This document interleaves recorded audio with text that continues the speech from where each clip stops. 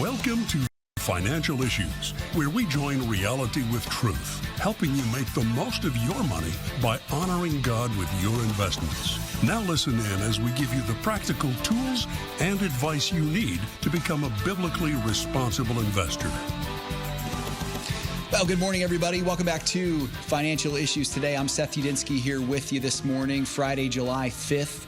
2024. We're happy to have you here today, folks. Hey, we have a great program scheduled for you today. We have best of content for the rest of the program here. But before we get to that, I wanted to share some thoughts with you as we celebrated our nation's 248th birthday yesterday. I wanted to continue that a little bit with you here, folks.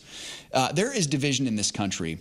And I do believe that Christians even may have a part to play in that, and Christians can set the example for what true unity means. I do believe that for Christians, we need to be the people who are united with each other.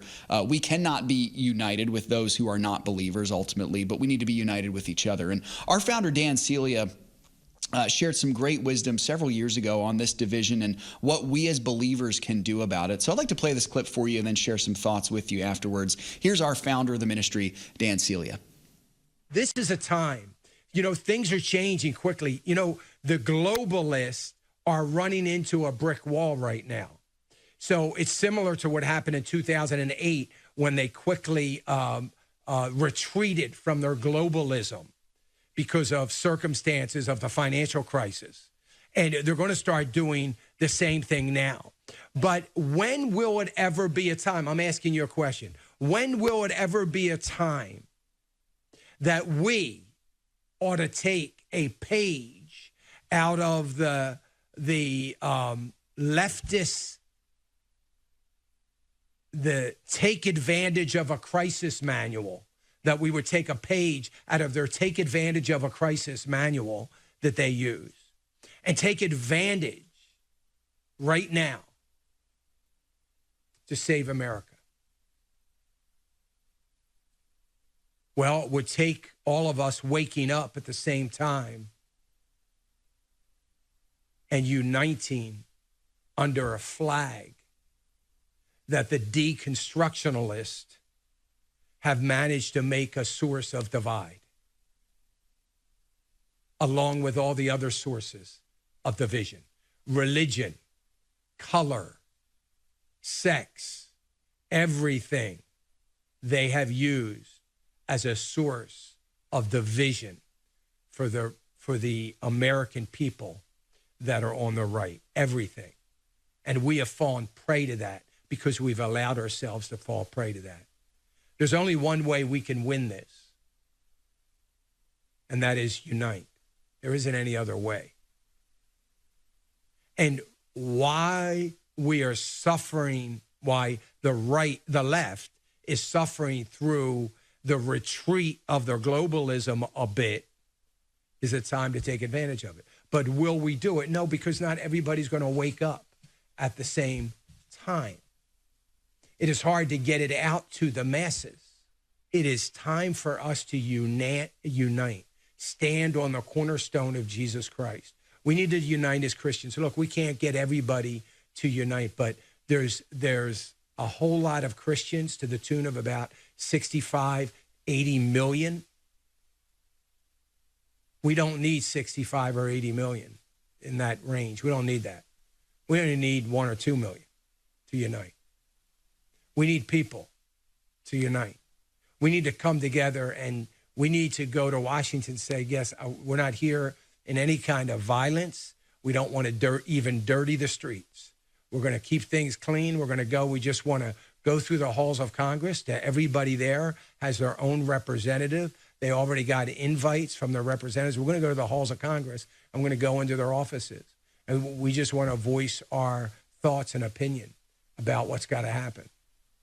See, the people have to rise up. We have the Larry Finks and the Bill Gates and the Klaus Schwabs, the Great Reset, the Janet Yellens, the IMF, those kinds of people around the country that need to continue to deconstruct. They got to get rid of everything. Deconstruction is an important part of Marxism. You can't have a Marxist regime unless you go through a deconstruction period, unless you go through a divide and conquer period, unless you go through a propaganda machine. We've got all of that. We've got the propaganda, the state-run media. They've got that. That's number one. Now they're going through deconstruction. They've done an amazing job. They are dividing and dividing and dividing, and then they're dividing all the divisions even smaller so that no one can unite and rise up. That's the only reason, because they know the one who unites and rise up is going to win. And if they divide small enough, then they eliminate the risk. It's risk management. They eliminate the risk of a rising up. I'm not talking about any violence. I'm not talking about literally bearing arms. I'm not talking about that. I'm talking about just taking a stroll down the center of Washington or doing something locally. But it can't be done without everyone uniting on the cornerstone of Christ. We have an amazing uniting force. It's called the blood of Calvary. And if we as Christians can't unite on that, then we don't deserve to ever unite. It's wise words from our founder, of course, folks. You know, it really is true. Christians need to be united. And I'm not calling for the union with, for example, apostate churches that have accepted gay marriage and have completely abandoned the Bible. I believe those are no longer churches. They are now spiritually our enemies. I'm talking about Christians uniting. That's what Dan was talking about there as well. Christians uniting with one another under the blood of Jesus Christ, where we affirm the scriptures, we affirm Christ as Lord, we affirm the Trinity, we affirm salvation by grace through faith. And that's the key to defeating this enemy. It really is. You know, there are several examples, folks, from history that we can look at when it comes to examples of unity for Christians. And I just cannot even imagine the force for good in this world that Christianity, which bears the message of the gospel, would bring if we could just unite, if we were just united. There's a picture from the early Middle Ages of a great Christian hero, actually, one of the first kings of England, a man by the name of Alfred the Great. Alfred was king in England during the later 9th century AD, from roughly 871 to 899 AD. And he was known as the Scourge of the Vikings. If you remember, during that time period in history, pagan Viking tribes, evil, raping, pillaging, murderous people, tried to destroy much of Northern Europe, much of which had been Christian at this time. And Alfred was one of the men who stood up against these people. It's important for us to, when we understand history, to know what really happened. Some people believe that the Vikings were courageous and noble. The Vikings were degenerates. They were cowards as well, also. Oftentimes they attacked monasteries where they knew that there would be very few soldiers. They would attack women and children. They would rape women, of course. They would kidnap children. They were pagans as well.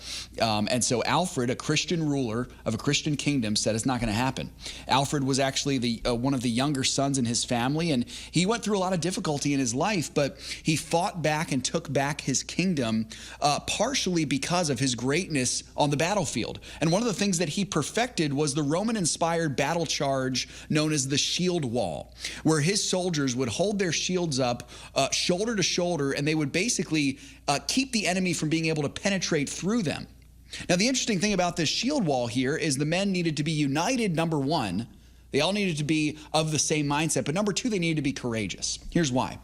If the shield wall would break because a man fled, because he was a coward, that would very easily destroy the shield wall. But if a man died in the shield wall, what would happen is someone else would come up to take his place, and it would immediately spurn the soldiers on to even greater tenacity. It was far better for a soldier to die than it was for a soldier to abandon his post.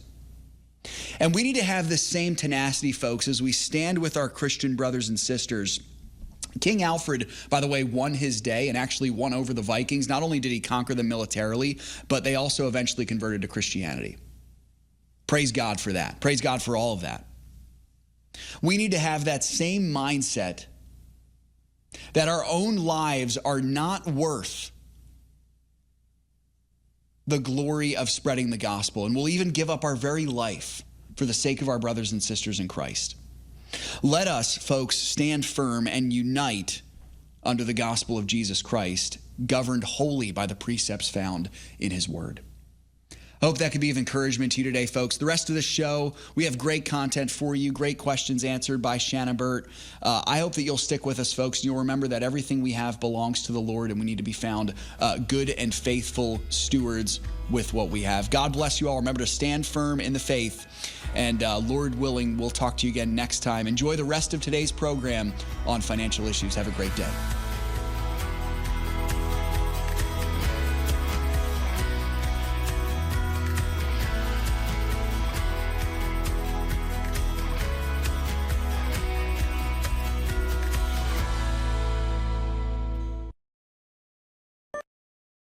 If you don't, you're not going to get all the other issues correct, period. It is the issue that impacts every other issue. Life is the central part of what keeps this republic together. It is the contract that the founding fathers passed down through multiple generations. Life, liberty, and the pursuit of happiness. You don't have life, you don't have a republic. There is a temptation out there right now. And I want to just tell you we must resist it. There's this temptation that we cast this issue aside. How does that honor God? It doesn't. And if it wasn't for preborn, I would be super just confused and depressed, because there has never been, in my opinion, a more disjointed time in the pro-life movement. We need a machine to go up against the Planned Parenthood beast. Like, we have to play offense against the pro-abortion forces in this country, okay? We have to play offense. And preborn does it in this compassionate, merciful, godly way that is just so inspiring and amazing.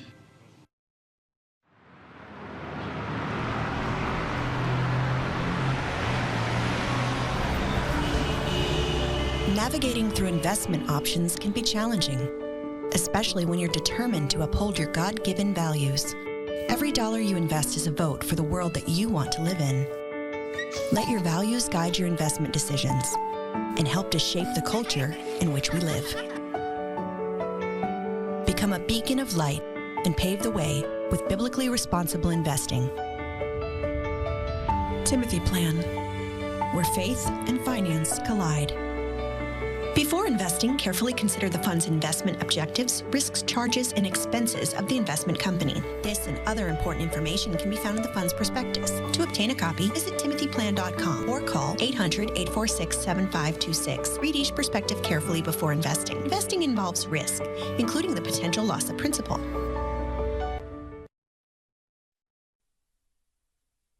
Thanks for being with us today. I hope this can be an edifying show for you. This is a best of Financial Issues. Thanks for joining us on Financial Issues today, folks. We were just talking, Shana and I were in that last segment, about what the Fed's doing and how, sometimes when the Fed will say things, the markets will go one way or the other. We've seen that happen often. Sometimes they go up. Sometimes, Shana, they do in fact go down. And so that kind of brought up, a question that I was thinking of here. Imagine for a moment that we have a stock that's on the buy list and an investor's been watching it, notices it's begun to increase. He waits 2 weeks, the stock continues to go up and it excites him. And so he wants to put new money to work in this stock. What is some advice that you would give him in this situation, Shana? Is it wise for him to step into it, assuming the upward trend? What do you think? Gosh, it really just depends on the individual company. But what I would say is, you can get really caught up in your emotions as an investor. You can be, if you're in this case led by greed, you start to have FOMO, the fear of missing out, that if you don't get in, you're going to miss it. Same thing on the other side. You can have fear of loss, that you get in and you see things going down, or you even may have FOMO on, or a little bit of fear on that side is that, well, what if I wait? Maybe it's going to go lower. You can really get caught up in those motions and you can just really get paralyzed. But what we advocate here is a very systematic approach. Just, focus on a timetable, not trying to time the market. Just get in, in a systematic way, just like you would do if you're contributing to a 401k plan. You have money that comes out on a regular basis and it goes in. You can't really say, oh, wait, the market's down, take more money out of my paycheck this week, or, oh, the market's going up, don't take as much out, because that's really the opposite of what investors tend to do anyway when they're being led emotionally. Yeah, it's a really good reminder not to be led emotionally there, Shana.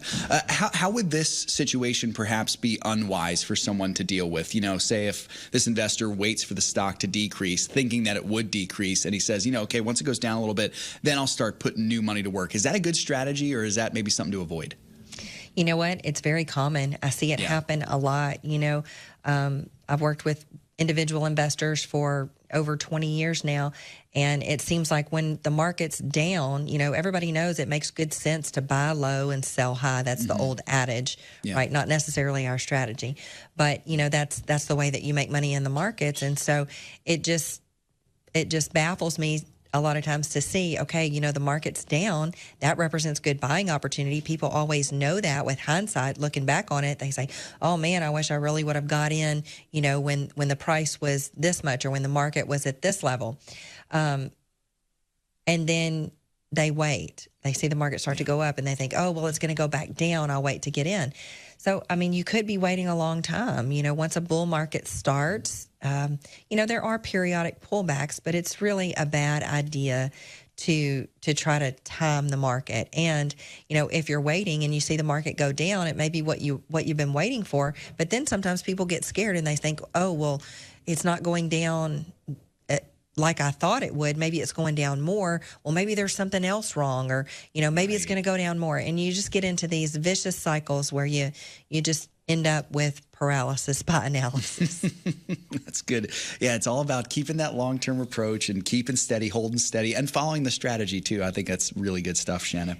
Yeah, I was listening to an interview. I won't say who it is because I don't want to promote the person or anything, but I was listening to an interview, and it was a very well-known investor, and he had a very, very good long-term track record. Out of 30 years with a particular fund, he had 0 down years and averaged 30%. But he was talking about a specific trade that he made one time, and he said, I didn't get in at the bottom, but I still made a lot of money. So, that just goes to show you, even some of the smartest Wall Street moguls that we might, look up to are not right. I remember Dan saying, when he talked about selling silver, remember he said when silver went up so much, he didn't sell it at the top, but he got a really good price for it. So Yeah, it's well said, Shana. It's good stuff. It kind of brings to mind, too, just some further ideas here from what we were talking about a little bit yesterday, and also what you had just mentioned in the last second about some of these economic indicators.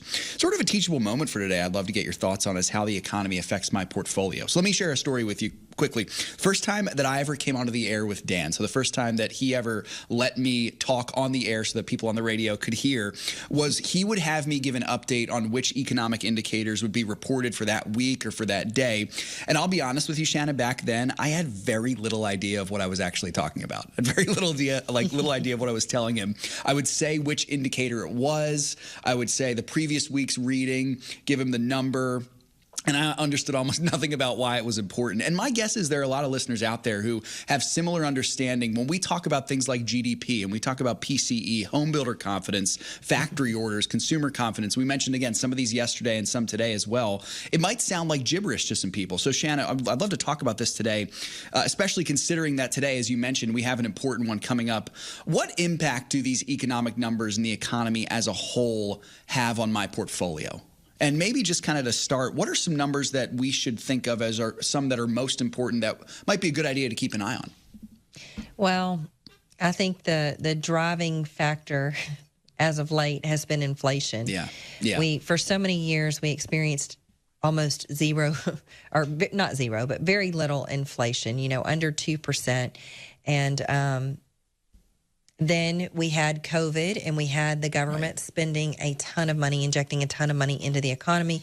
We had supply chain issues. We experienced really high inflation. It peaked out at 9% in the summer of 22. So that is the driving factor that we're dealing with right now. And the Fed really has a couple of tools that they use to try. They have a dual mandate. Number one is price stability. So they're charged with keeping inflation in check by manipulating interest rates and money supply.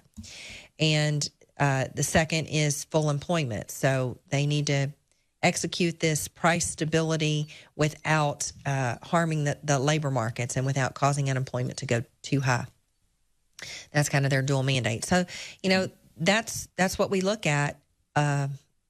Inflation is a big one, is an important one, because it impacts consumers directly. We have a consumer-driven economy. About 70% of our economy is driven by you and I having jobs, spending money, and continuing to operate, healthy budgets and being able to spend money. So, when consumers don't spend, companies make less money. When they make less money, they tend to cut jobs. Their profits tend to drop, and that causes their share price to drop, and that causes the market to drop. So, inflation really since January of 2021 through March of 2024, overall inflation has increased right at 19%. Ouch. That means, that it costs us 19% more just to do the things that we do on a daily basis than it did in 2021. During that same time period, the price of food jumped 21%, shelter increased almost the same 21%, and energy cost rose 37%. Good grief. So, it tells us there was a report out recently suggests that the problem is going to worsen if wage growth lags behind. So, I guess prices can go up as long as consumers' paychecks are going up and that they can keep up. If not, they end up eating into their savings. Once that's depleted, then they start to run up credit cards and act like the government's spending money that they don't have. So that's one of them. Inflation data, labor data is the other one, and that influences what the Fed does with interest rates. So if we continue to have these strong labor reports, which we have seen them weakening lately, then that makes it harder for the Fed to justify cutting rates. And then another one is going to be growth of the economy. So that's measured in GDP. We want to see the economy growing because that means that people are working. It means that, that tax revenue is going to increase. Now, unfortunately, the government just, if they see an increase in tax revenue, they spend it before they even get it. But, those are just a few of the factors. It's helpful there, Shana. And this is maybe a good question for someone like us, asking someone like you who's been doing this a long time. How often should we check the news cycle for these economic indicators? Should we check it even at all, or is it better to just let you tell us, on the air, bringing certain numbers up and stuff? Is that something that's good for us to check? I mean, if you understand what you're looking at, you can read, you can find opinions out there all across the spectrum. So anytime a number comes out, you can hear people saying it's good. You can hear people saying it's bad. So what I really suggest, unless you have a real interest in economics and a good background to look at it, is that whenever we report numbers, we try to give you some explanation about what that means. And, we really do that for you. We look at the macro data that comes out. We follow the companies that we invest in and that we encourage our partners to invest in. And that's really reflected in the asset allocation models and what ends up on the buy list. Good stuff there, Shannon. I think we got time to get to at least one question here before our break. Brian is asking, relating to the recent sell alert for TE35, my question is not so much about the stock being BRI. I'm convicted in selling stocks and not BRI. What I'm struggling to come to terms with is the stock screens non-BRI with Inspire, but it screens clean with Evaluator. Now, Timothy Plan uses Evaluator. Is it logical to say Timothy Plan is not BRI? What are your thoughts, Shannon? No, I would definitely not say that's the case. The Timothy Plan has the highest conviction for biblically responsible investing. The Timothy Plan was the pioneer of biblically responsible investing and coming up with these screens. So, you've got some different screeners out there, and they use some different criteria. Some information lags a little bit, but I would say that with the ETFs, especially with the Timothy plan, by the nature of the way that they were created, they're only able to be rebalanced twice a year. So if there is something in there that comes up as dirty, it will be removed. I know the Timothy plan, I know their conviction for BRI, and I would not question that in the least, that Timothy plan is certainly biblically responsible. Good stuff there. Hey, folks, if you want to learn more about what being biblically responsible means, you got to become a partner and join our conference call that we have later today, noon Central Time, 1 p.m. Am I getting those times right, Shana? Noon Central, you are. 1 Eastern Time. Awesome. Got it. Good stuff. Got an email. If you didn't get the email, check the website. The information is there. Shortly after we're finished with the conference call, it will be posted for a short time. So if you can't join us right at that time, you'll be able to catch it later. Well, don't go anywhere. We're going to take a short break, and we'll be back with more financial issues. Hi, this is Shana, Financial Issues. The Financial Issues family is so blessed to have saved tens of thousands of babies, all thanks to the generous support of you, our listeners and viewers. For $140, you can sponsor 5 ultrasounds. Please go to preborn.org, that's preborn.org, or financialissues.org, and click on the Preborn logo. Save a baby, save a life. Here at FISM News, our mission is to provide you with news from a source you can trust. The news is a constant reminder that this world is not our home. It is marred by sin, resulting in wars, brokenness, and divisiveness. Jesus promised that he will return soon to judge sin and make all things new. Until then, we place our hope in him. This is the good news, the most important truth we feel compelled to share.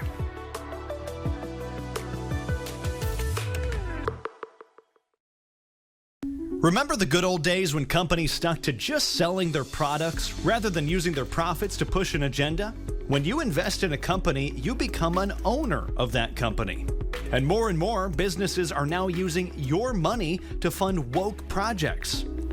We're called to be good stewards of all we have, and that includes ensuring your investments align with your biblical values.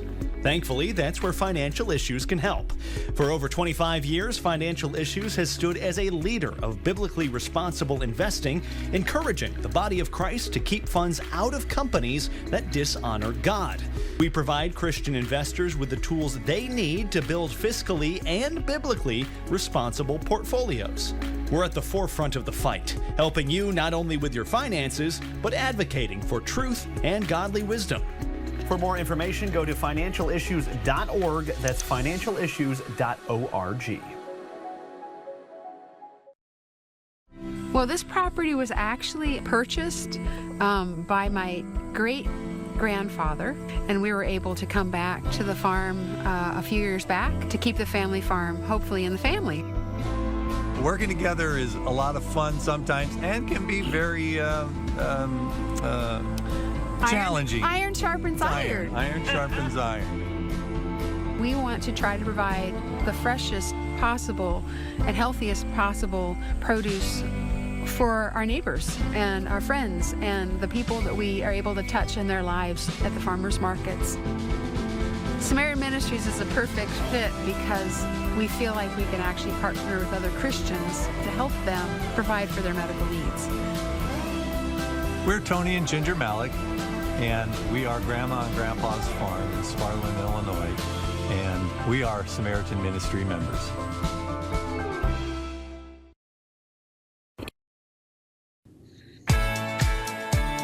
Securities offered through G.A. Reppel & Company, a registered broker-dealer and investment advisor, member FINRA and SIPC. Opinions expressed by Shana are hers alone and are for informational purposes only and do not necessarily represent those of G.A. Reppel or the outlet on which you are listening. You should consider how the information applies to your situation prior to personally implementing it and consult any financial professional you work with to make sure it's applicable to your financial plan. Welcome back to Financial Issues. Thanks for tuning in today. And if you've found us on the longer version of the show, we're so happy. So we're here to help you build and manage biblically responsible portfolios. We call that defunding darkness. And one of the benefits that you have as a partner is that you get to ask questions. So we have a space on our webpage where it's called Ask Shana. You can punch in your question. You can type in your question there, and we'll get to it on the show like we do so often. And, we're really focusing more in the second part of the show on getting those questions answered. So we're going to do some of that today. We got a question from Truman, who is not yet a partner. Hopefully, Truman, you'll become a partner after hearing what we have to say. So Truman says, I'm retiring early after a 25-year career in law enforcement. I will be 51 and a half, and I have a 457B. I do not need the money and want to avoid taxes and penalties. What would be a good recommendation where to roll a 457B into? I would like to roll it over into a God-centered investment, but I have no idea what would be good or not. So I've invited my friend, Jason MacDowell. He also works in my private practice with me to come on and have some discussion about Truman's question. So Jason, welcome. Thanks for being here. Let's get started. Thanks for having me again. Let's get started with the basics. What exactly is a rollover? Yeah, rollovers, basically when an individual has stopped working at their employer and they have an employer account of some sort, it's 457 Bs or, 401ks.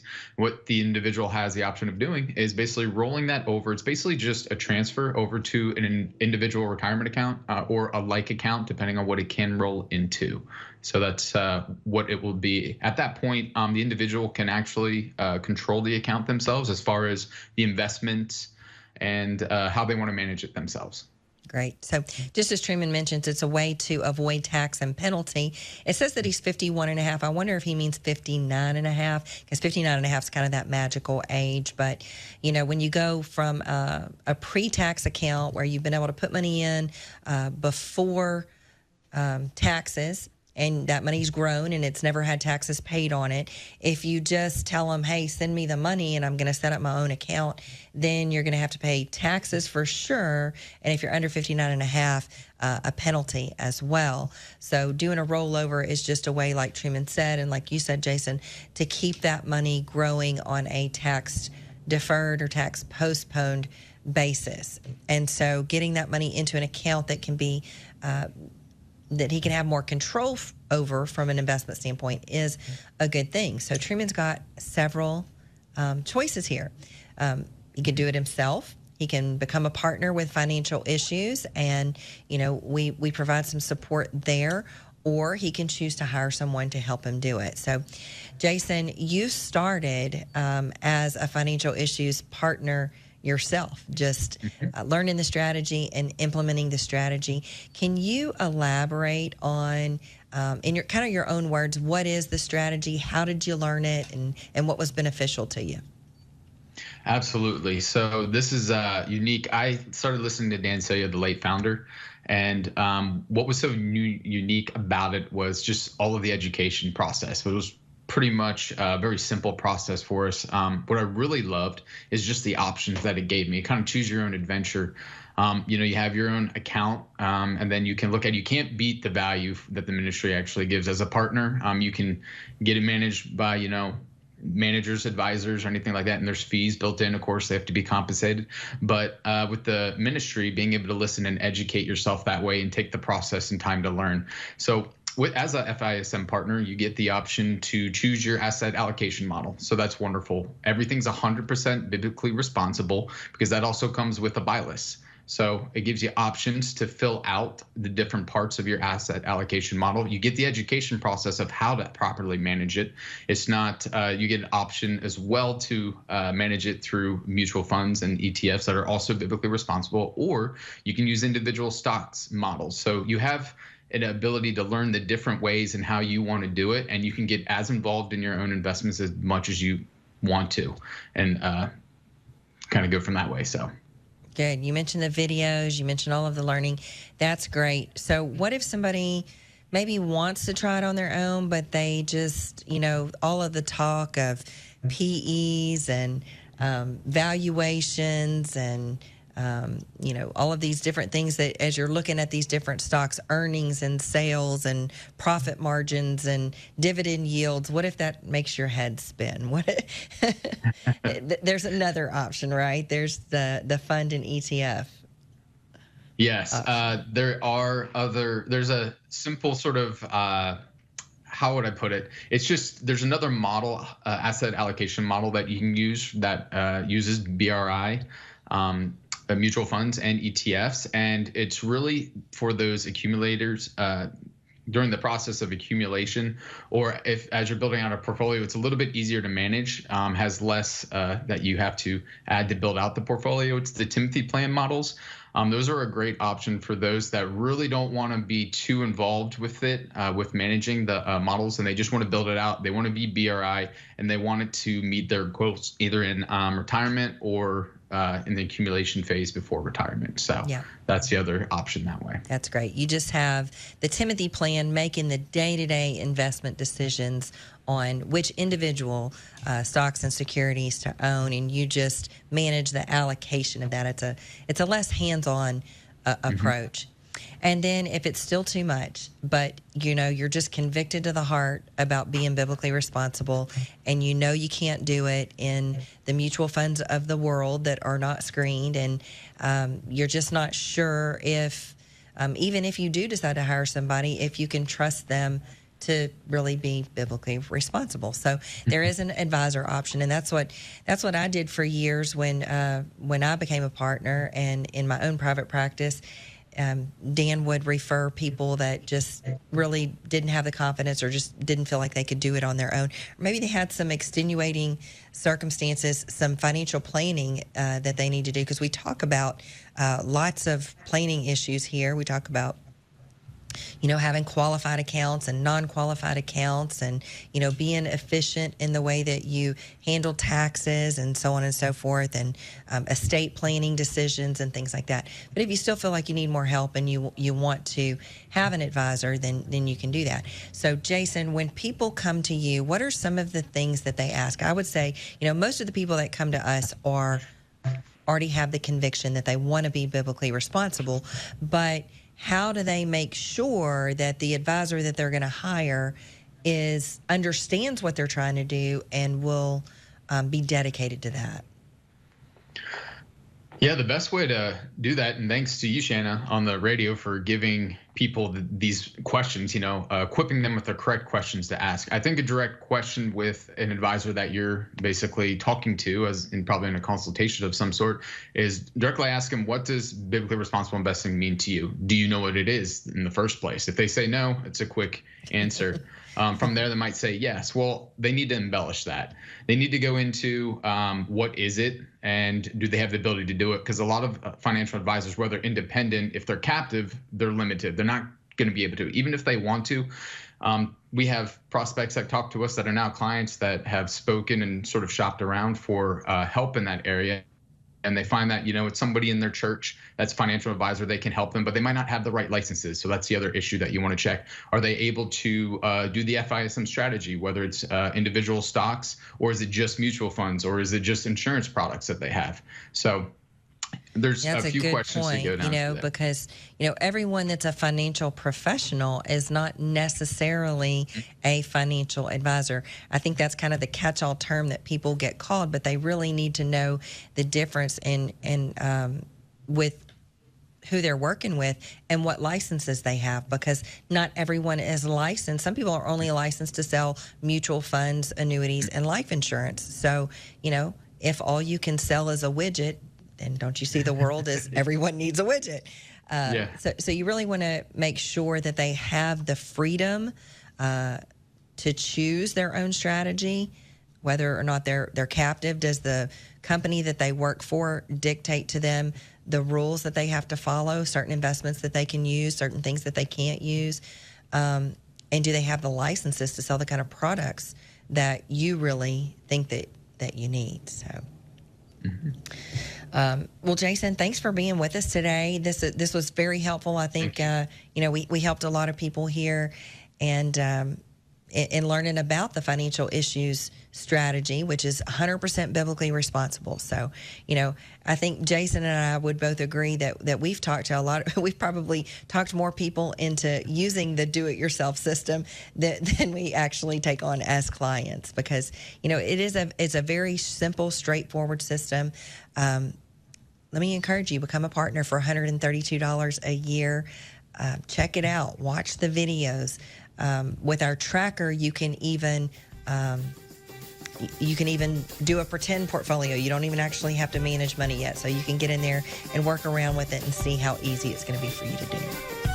Well, folks, we've got to take a break, but we're going to come back with more financial issues after that. We hope that you will stick around and find out more information about our ministry at financialissues.org. Fear and uncertainty can cause us to hold things tightly and rely on ourselves. But during uncertain times, as believers in Christ, we are called to surrender fully to our sovereign God. The call to surrender to Jesus is one step in our growth in holiness. And it doesn't just mean you give over a few things. It means He gets it all, including our finances, our investments. Learn a biblically responsible investment strategy proven over 25 years. Keep the money God has entrusted to you out of companies that participate in things that God detests. Fully surrender. Become a Financial Issues Partner today. Learn more by going to financialissues.org/join. That's financialissues.org/join. There are moments in life that define us. Choices determine the courses we take. Choices that create life, or those that save a life. And some make life worthwhile. There are decisions to stay or to go, to remain the same or to grow. Sometimes we pray and make peace. Other times we take a stand for what we believe. In celebration, mourning, triumph, and defeat, we are invested in every decision we seek. Despite differences, we have one thing in common, the desire to do all for the glory of God. Keep your wallet aligned with your heart and your investments in harmony with your faith. Timothy Plan, biblically responsible mutual funds, ETFs, and retirement plans. Before investing, carefully consider a fund's investment objective, risks, charges, and expenses contained in the prospectus available at timothyplan.com. Read carefully before investing. The opinions and recommendations expressed on this program do not necessarily represent the opinions of the station or any of the program sponsors. Additionally, all products or services offered by the program sponsors may not be known by the program. Thanks for hanging with us on Rapid Fire Friday, folks. Excuse me. We've got a headline that came across our eyes. Wanted to get Shana's thoughts on this here. The headline is this: Pentagon says $62 million in Ukraine weapons aid was, quote, lost or destroyed. The problem is it doesn't know which. That's right. The Pentagon does not know what happened to $62 million worth of U.S. supplied weapons to Ukraine. That's according to the DOD Office of the Inspector General earlier this week. There's a watchdog group that said an analysis of the U.S. Department Command's Office of Defense Cooperation revealed that Ukraine did not complete required loss reports. Accordingly, it's unclear whether the weapons were lost, diverted, or destroyed. I think we also have to assume it's unclear whether or not perhaps Russia got its hands on those weapons too. But this report just notes that the Pentagon has had ongoing problems tracking U.S. aid to Ukraine. Shana, I think that's kind of been an undertone of this whole war in Ukraine. What do we make of this report from a financial perspective? This is just unacceptable. Yeah. I mean, you know, we're paying taxes. Yeah. We're trusting the government. We the people have given the U.S. government the authority to spend money and the authority to collect that money from us in the form of taxes. They owe an accounting to we the people, and this is ridiculous. So there has to be way more to this story than just what's there. Yeah. I mean, $62 million, and we don't know where this stuff is. Are you kidding me? We've got to speak up. We've got to make our voices heard. I mean, this just goes along with all of this is the mark of a terrible, terrible steward. I mean, this is just not acceptable. And, you know, we really have to make our voices heard. I guarantee you there's somebody in government that could get to the bottom of this. I mean, as much as they know about everything, they know what's happening. They're just not saying. Yeah. It's absolutely. There's no way they don't know. And it almost seems to me, Shana, you know, apart from obviously the divine sovereign hand of God bringing nations up and bringing nations down. This is the type of stuff that happens when an empire is on its deathbed. Like it's in an empire our size, and you don't have to call it an empire, but it's the size of the ancient world empires. This is not a good sign at all. And I completely agree with you. It's really scary. It's not. And, and that's one of the things that, speaking of the debate last night, that's one of the things that Trump kept saying is we're a failing nation. Yeah. We're the laughing stock of the world. It's just, and he's right about that. He's right about that. Nobody respects us on the world stage. It's just, it's a very sad day for the United States of America. But, you're a history buff, Seth, and if you study history, societies, they rise and they fall. Empires rise and they fall. And, one empire that's never going to fall is the kingdom of Jesus Christ. Right. And amen. I look forward to that day when Jesus is sitting. He won't be sitting in the Oval Office, but he'll be ruling from Jerusalem one day, and that will be a great day. It's good stuff, Shannon, and it kind of brings up, I think, an interesting thing for us too to consider as well, that this is real scary stuff, and we've got there's a linchpin moment coming up here for this country in 2024. But regardless of that, I think we can see a lot of signs of encouragement from history. You mentioned as well that empires who come back, and they come back to a place of strength, the key is reliance on God. When Israel fell into despair, it would come back when it realized, oh my goodness, we need to repent. And so that's what we need to do as a country. And I really do believe that God will bless us for that. Yeah. Yes. The scripture tells us that. So there's a big, we have a part in this. We have to humble ourselves. We have to return to God. We have to come into agreement with God. That's basically repentance, right? Coming into agreement with what God says about everything, about life, where it begins in the womb, respecting that life. What he says about marriage, what he says about sexuality, what he says about family. We have to come into agreement. We can no longer be wise in our own eyes. Yeah. Well said, Shanna. We got a couple questions that came in on Ask Shanna. We can get to some of these if you'd like. Bill is the first one. He's asking about TE91. I have an investment of roughly $5,000 in this stock. Current value almost $38,000. Wow, Bill. Up $33,000 or about 660%. That is crazy. Almost 17% of his entire portfolio is in this one position. A lot of talk about this stock in the news lately. Obviously, we've talked about it on the show, Shanna. Do I continue to hold this stock, or do I sell out a large portion of it? If I sell, what should I buy into?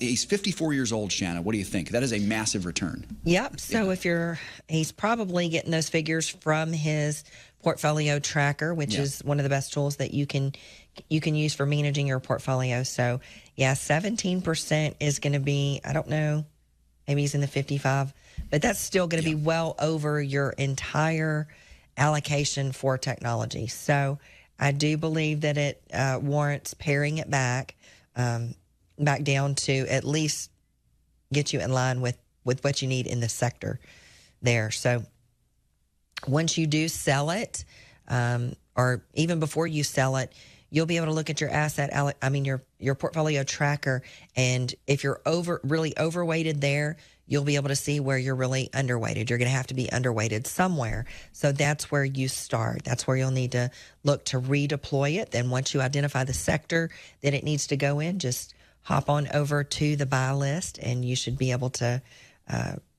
come up with a great solution. Yeah, that kind of brings to mind a question that I had for this, Shanna, because this is somewhat of an anomaly, but this is not the first time we've heard something like this where someone is up tremendously in a stock like this. So the next question that they ask after they kind of consider, okay, should I rebalance, take this money, should they also look at their life circumstance too? Because I'm just wondering, if it were me, I still have a mortgage to pay, and I might consider taking some of this money and putting it towards my mortgage. Is it really just kind of this person needs to ask, like, what life circumstance am I in, to how to best deploy these, profits? Yeah. Okay. If it's no longer going to be in your portfolio, then you should completely take it off the tracker. Right. And you should use the tracker for your investable assets. Got it. I don't know. I don't think I would consider, just knowing some of the things that you've said about your mortgage, I don't think I would consider doing that. Yeah. Got it. I would Good keep to it know. invested. Thank you, Shana. This next one here is Lisa. Lisa does not say her age, but has a financial type of question. Brother passed away recently. He was a believer, praise God, so I know where he is. Lisa, that's awesome. Anyway, the court appointed me as his legal administrator. Now, he owns and rents a commercial building. The tenant's contract is coming up for renewal. I've often heard my brother say that a rent increase is based upon the cost of living increase. I don't know what the cost of living is in our area. I'd imagine it's different depending on where one lives in the U.S. The building is located in the Santa Cruz County of California. How would I find out? I'm looking for guidance on this. What do you think, Shannon? Any guidance you can give for Lisa? Yeah, so what I would do, I don't know that I would necessarily look at the cost of living, because the inflation rate for real estate and rents is a lot higher than the average cost of living. So what I would do is just do a search. You could maybe start with like realtor.com or maybe Zillow or one of those online services, and just go and look like you're looking for a place to rent that's similar to the one that you have, and see what the going rates are, like cost per square foot, things like that. And then additionally, I would maybe check with a realtor in your area. If you have a great resource for commercial real estate, they would be able to do some searches for you and tell you what the going rate is there. If you don't know a lot about managing real estate, you may even want to consider using some of their services for, finding a renter or managing your rental increases. Mm-hmm. Good stuff there, Shanna. I don't know if you wanted to tackle this one, Shanna, but it was a good question that came in from Mike. He's considering joining.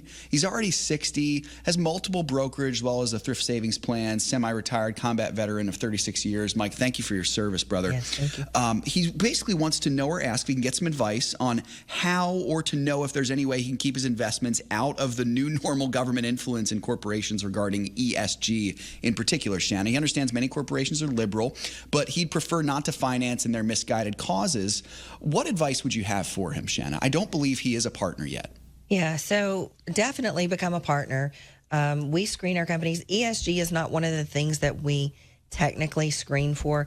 And, the good news is that ESG may not be the new normal anymore. So there's a lot of studies that show that people are really kind of fed up with, the whole ESG movement and corporations getting involved in all of these woke things. So, like I said, ESG is not one of the screens that we use, but it's certainly one of the things that we look at when we're evaluating a company. If they have a strong ESG focus, my opinion is that they're lowering morale with their workforce. Yeah. And, that's not a good wasting money, so on and so forth. I guess as a little teaser, I don't think we have time to talk about it today. Maybe we'll get to it on Monday. But there's a company that's been on our list, on our buy list. It's not currently because we've been watching it, thinking about taking some action on it. And there's some good news that came out about them and their ESG policy. So we don't have time to get to it today, but we'll do it on Monday. How about that? Sounds awesome. Good stuff. Well, we're at the end of Rapid Fire Friday today. That was great. We're so glad that you all had questions and called in and asked them. And we hope that you have a wonderful day of worship on Sunday. And Lord willing, we will be here next week to remind you that time's getting short. The Master is coming back, just like the scriptures say. We want to help you be found a good and faithful steward when you give an account to the Master for the resources that you were trusted to manage. Find out more about our ministry and consider becoming a partner at financialissues.org.